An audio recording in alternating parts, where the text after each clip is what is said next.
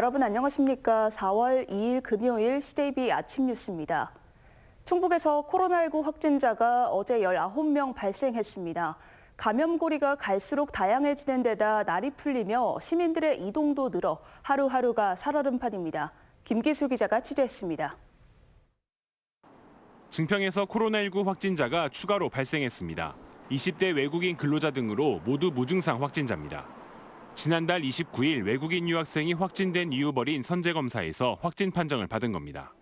방역당국은 지난달 중순 도내 외국인 선제검사에서 음성이 나온 외국인이 이번 검사에선 양성 판정을 받은 경우가 있다며 감염고리 파악에 주력하고 있습니다. 이분들이 이제 선제검사 했을 때 다 음성이 나오셨던 분들도 있긴 있으셨기 때문에 왜 확진이 다시 됐는지에 대해서는 지금 정확하게 저희가 역학조사를 하고 있는 상황인 거고 이건 좀 추이를 지켜봐야 될 상황입니다. 청주에선 유흥업소 종사자의 접촉자와 기침 인후통 증상을 보인 30대가 코로나 양성 판정을 받았고 전날 발열과 오한 등의 증상으로 확진 판정을 받은 세종중앙부처 직원의 일가족이 모두 확진됐습니다. 일가족 확진으로 10대 고등학생도 양성 판정을 받으면서 해당 학교는 전면 원격 수업으로 전환됐고 코로나 예방 차원에서 기숙사생 전원을 퇴소 처리했습니다. 제천에선 장례식장발 코로나 여파로 자가격리 중이던 80대 등 2명이 격리 해제 전 검사에서 확진됐습니다.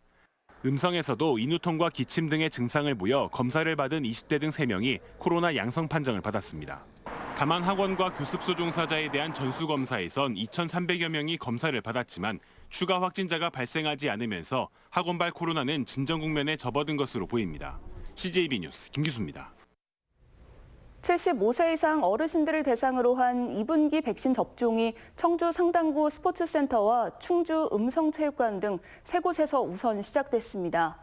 그런데 첫날 일부 접종센터에서는 오전에 어르신들이 한꺼번에 몰리면서 혼란이 빚어졌습니다. 조용관 기자입니다. 코로나19 백신을 맞으려는 어르신들이 이른 아침부터 버스 등을 타고 접종센터로 몰려듭니다. 차례를 기다리는 대기줄이 길게 늘어섰고 안에서는 의자에 앉지 못한 어르신들이 거리 두기도 아랑곳 없이 다닥다닥 붙어 서 있습니다. 하루 접종 인원 600명을 시간대별로 분산했지만 13개 읍면에서 정해진 시간과 관계없이 한꺼번에 몰려든 겁니다. 순서대로 이 사람이 8시에 와서 지금 있는 거. 시간을 정해줘야지 뭘 정해줘야지. 일부 어르신들은 면사무소에서 접종 날짜를 확인하고 방문했지만 정작 전산에는 명단이 없어 발길을 돌리기도 했습니다. 해당이 아니라고 안 된다니까 또 이날로 또 연락이 오든지 뭐 하겠지요. 긴 기다림 끝에 접종을 마친 어르신들은 그제서야 안도의 한숨을 내쉬었습니다. 놓은 것 같도 안 해요. 놓고 나니까 기분이 좋아. 한범덕 청주시장은 상당 보건소에서 아스트라제네카 백신을 접종했습니다. 아스트라제네카 백신에 대한 불신 해소를 위해 정부가 접종을 권유한 데 따른 것으로 단체장들이 순차적으로 맞게 됩니다. 청주시 오송읍에 위치한 질병관리청 정경청장은 흥덕 보건소에서 코로나19 대응 요원 자격으로 역시 아스트라제네카를 접종했습니다. 코로나를 극복하고 일상을 회복할 수 있는 가장 좋은 그런 수단이기 때문에 국민들께서도 순서가 되면 백신을 꼭 맞아주시길 바라고. 화이자 백신을 맞은 어르신들은 3주 뒤 한 차례 더 추가 접종해야 하고 65세 이상 74세 미만 어르신들은 다음 달 1차 접종에 들어갑니다. CJB 뉴스 조용광입니다. 충북 내 13개 경찰서 직장협의회가 자치경찰 조례안 문구 수정을 요구하며 충청북도를 압박했습니다. 시민단체도 같은 장소에서 기자회견을 열었는데 경찰의 집단 행동을 질타하는 한편 정부 차원의 법 개정을 촉구했습니다. 이태현 기자입니다. 층간소음이나 도로 위 동물의 사체 처리 문제, 택시 승차 거부와 같은 교통 관련 민원이나 식품 관련 민원들은 대부분 초동 대처 과정에서 경찰력이 투입되고 있습니다. 이들 민원 모두 엄밀히 따지자면 자치단체 소관이지만 주로 112로 그 신고가 접수되고 있기 때문입니다. 경찰은 이번 충청북도의 입법 예고문 2조 2항을 두고 향후 이들 업무를 모두 경찰이 떠안을 수 있다는 우려를 나타내고 있습니다. 지자체에서 임의적으로 자치경찰 사무를 넣으면 현재는 공동대응을 하고 있지만 이후에는 경찰관이 초동 조치부터 결과까지 책임을 져야 되는 상황이죠. 이에 반해 시민단체는 이번 사태의 책임을 중앙정부와 중앙경찰에게 돌렸습니다.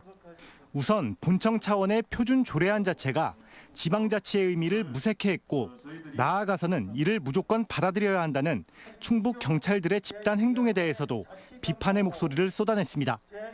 현재의 무늬만 자치경찰은 태생적으로 갈등의 소지를 안고 있다며 국가경찰과 자치경찰을 명확히 구분짓는 법 개정이 필요하다고 주장했습니다. 또 자치경찰 후생복지를 전액 국가가 책임지라고 요구했습니다. 최근 충청북도와 충북경찰청이 조례안을 두고 충돌하고 있는 것처럼 앞으로 수없이 많은 부작용을 낳으면 한계에 부딪힐 것으로 예상됩니다. 이시종 지사는 직원조회를 통해 경찰청 표준조례안은 자치 입법권에 위배된다는 뜻을 다시 한번 밝혔고 경찰 역시 집회까지 예고하며 반발 수위를 높여가면서 양 기관 갈등은 당분간 지속될 전망입니다. CJB 뉴스 이태현입니다. 여야가 4.7 재보궐선거를 내년 대선과 지방선거의 가늠자로 보고 승리의 사활을 걸고 있는데요. 여야 양당 지도부가 도의원을 새로 뽑는 보은군의 총집결에 대선 전초전을 방불케 했습니다. 구준혜 기자입니다. 장날을 맞은 보은읍내가 북적이는 인파와 구호로 떠들썩합니다.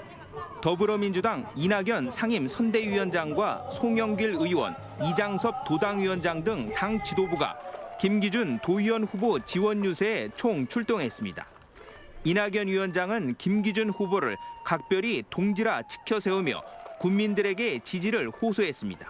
김기준 후보가 여러분께 약속드린 모든 공약을 이행하는데 저 이낙연도 연대 보증인으로서 보증하겠다. 이에 질세라 국민의힘도 지도부가 총집결에 맞벌 유세전을 펼쳤습니다. 주호영 원내대표와 이종배 정책위 의장, 정진석 의원, 엄태영 도당위원장 등 당의 얼굴들이 한자리에 모였습니다. 주 원내대표는 이번 재선거가 정권 교체를 준비하는 선거라며 LH 투기 의혹, 부동산 정책 실패, 여당 인사들의 일탈 등 현 정권의 실정을 거세게 비판했습니다. 오만한 문재인 정권과 민주당을 여러분들께서 반드시 표로 심판해 주셔야 됩니다. 혼을 내줘야 됩니다. 무소속 박경수 후보는 거대 양당의 인해 전술에 결코 지지 않겠다며 아들과 단둘이 조용한 득표전을 펼쳤습니다. 딸 같은 도의원이란 구호를 내걸고 다정다감한 이미지로 표심을 자극했습니다. 그래서는 무엇보다도 우리 농민들, 서민들 입장을 잘 이해해야 하는 후보예요. 꼭 좀 기회 주셔요. 오늘부터 이틀간 보은군 11개 투표장에서 사전투표가 실시돼 사실상 선거에 막이 오릅니다. 이렇다 할 지역 이슈가 없는 상황에서 각 당과 후보들의 승리 전략이 유권자들에게 어떤 선택을 받을지 주목됩니다. CJB 뉴스 구준혜입니다. 한 외국인 근로자가 손을 크게 다쳐 동료가 운전하는 차량을 타고 급하게 병원으로 이동하던 중 경찰의 도움으로 긴급 상황을 넘겼습니다. 경찰 교통관제센터가 긴급 차량 신호 운영 시스템을 작동해 청주 낭성에서 복대동까지 불과 15분 만에 빠르게 이동했기 때문입니다. 박원 기자가 취재했습니다. 1차로에서 주행 중이던 승용차가 비상등을 켜고 순찰차를 향해 다급한 손짓을 하며 갓길에 정차하자 순찰차가 뒤따라 차를 멈춰 세웁니다. 청주 미원면의 한 제조업체에서 일하는 외국인 근로자 27살 A씨가 작업 중 손등을 크게 다쳤던 상황. A씨와 함께 일하는 동료가 청주의 병원으로 급하게 차를 몰던 중 낭성면에서 경찰을 발견하고 도움을 요청한 겁니다.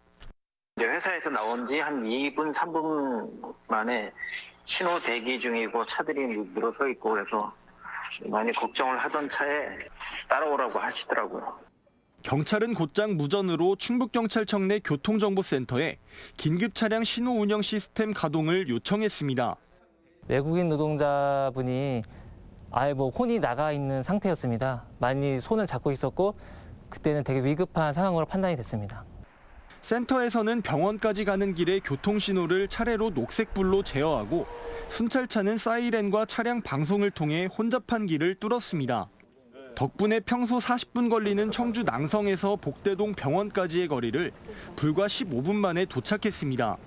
진행하는 경로에 교차로 하고 그다음에 그 전방에 있는 3개, 4개 교차로까지도 녹색불로다가 저희가 개방을 해주면은 순찰차가 대기하지 않고 직선 바로 통과를 할 수 있게 되고요. 긴급 차량 신호 운영 시스템은 소방 골든타임을 확보하기 위해 청주에서는 4년 전에 도입됐습니다.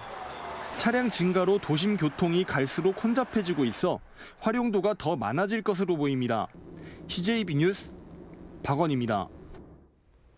제천시는 오는 6월 말까지 모든 공무원과 배우자, 직계 좀비속을 대상으로 부동산 투기 여부를 전수조사한다고 밝혔습니다. 제천시는 전문가 9명으로 공직자 부동산 투기 특별조사위원회를 구성하고 제3산업단지와 의림지 자연치유특구, 충북자치연수원 이전 예정지 등을 대상으로 조사를 벌일 예정입니다. 또한 제천시 의원 전원도 이번 조사에 동참해 7년치 부동산 거래 내역을 제출하고 조사 대상 토지의 거래 여부를 투명하게 공개하겠다고 밝혔습니다.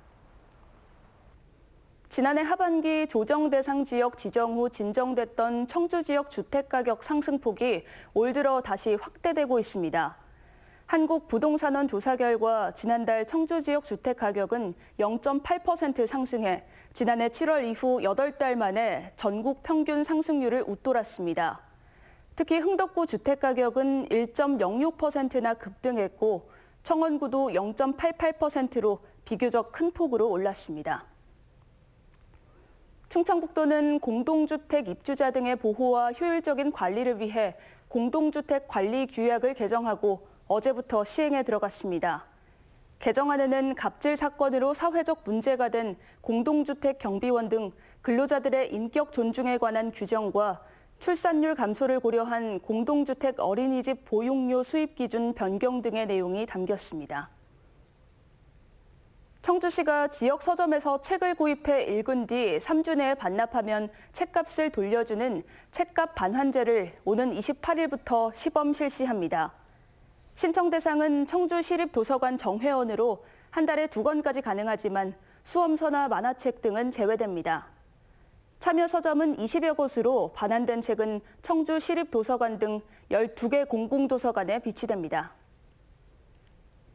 제천시는 도심 체류형 관광 활성화를 위해 조성한 게스트하우스 3곳이 이달 중 차례로 문을 연다고 밝혔습니다.